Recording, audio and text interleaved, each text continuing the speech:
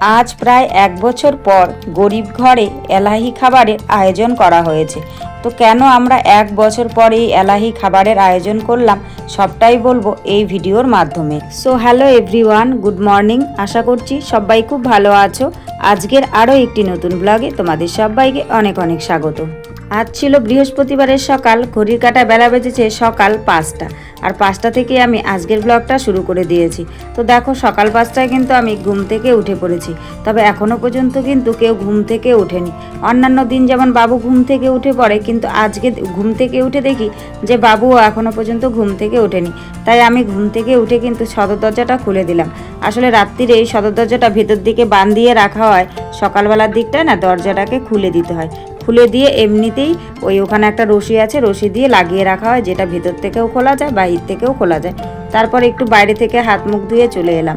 এবার এসে প্রতিদিনের মতোই কিন্তু কাজ করতে হবে, সে কারণেই দেখো আর দেরি না করে কিন্তু সোজা কাজে লেগে পড়েছি।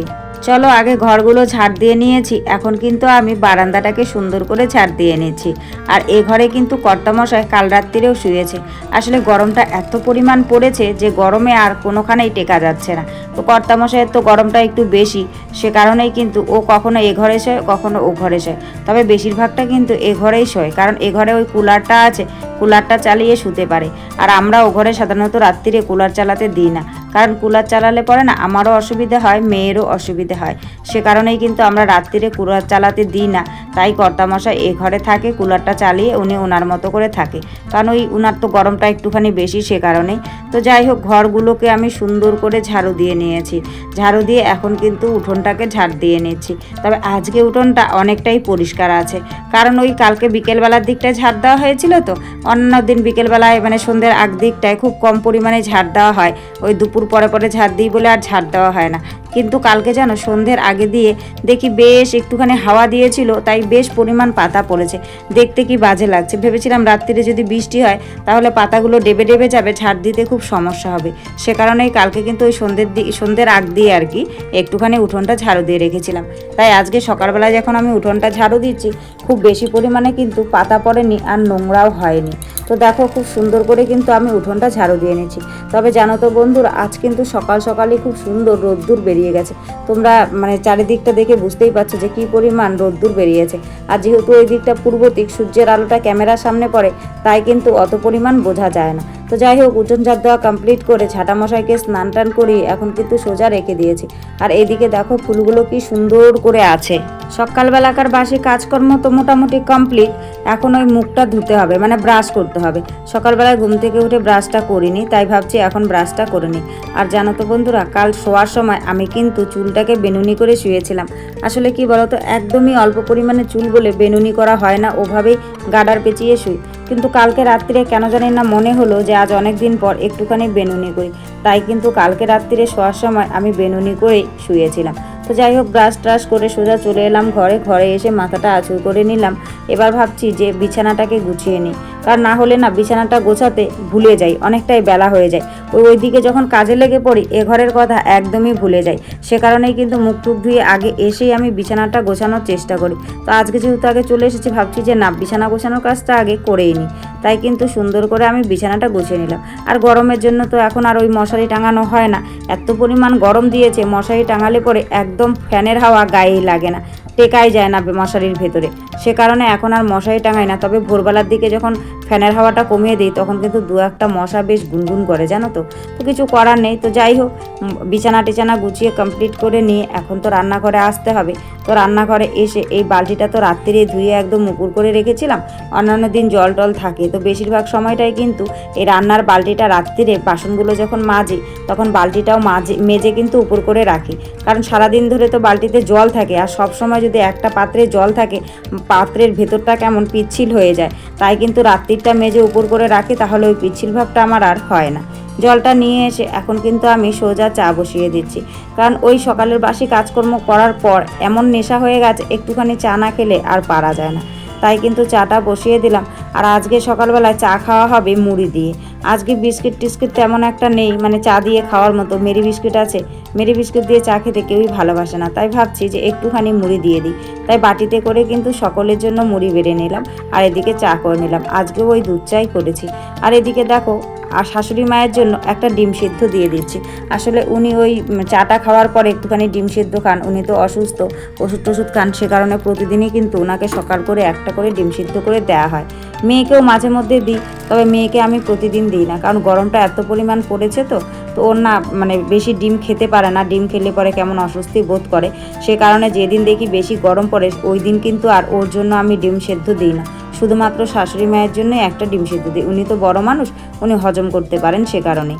তো যাই হোক, ওদিকে ডিম সিদ্ধ আমার হচ্ছে, আর এদিকে চায়ের বাসনগুলো রয়েছে, তার সঙ্গে রয়েছে আমার ওই কালকে রাত্রিরের ভাতের হাঁড়িটা।